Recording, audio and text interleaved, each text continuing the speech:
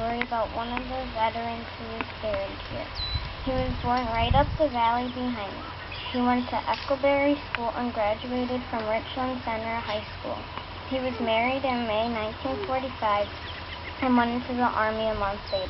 Before he went overseas, he was at Fort Sheridan, Illinois, Fort Hood, Texas, and Fort Leonard Wood, Missouri.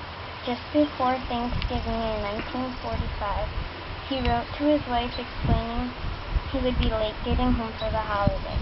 He was going to stay an extra 2 weeks for special training. He was then sent to Europe, where he served in occupied Germany and occupied Italy. He was discharged from the Army in July 1946 and returned home on the day of his mother's birthday. It was quite a surprise. When asked later by his sons about his service in the Army, he told them he had been a truck driver and had guarded prisoners of war in Germany. It wasn't until 10 years ago that he told them what he really did in Europe.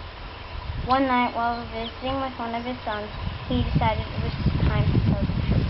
He said he had been told not to tell his family what his real role with the Army was because it would make them worse.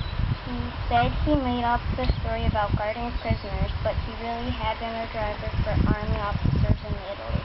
What he had not told anyone was why he was late getting home for Thanksgiving in 1945.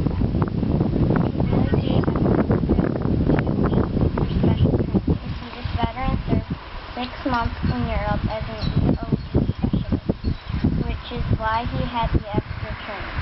EOD stands for Explosive Ordnance Disposal. While the war was over in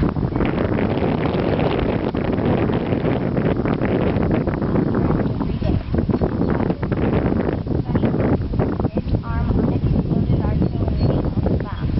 For that, he received an extra $90 a month for hazardous duty pay.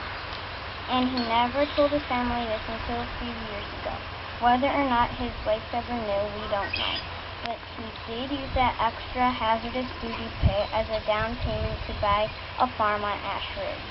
This veteran died and was buried here last June. He's our great-grandfather, Elmo Merry, and I'm proud to tell you his story.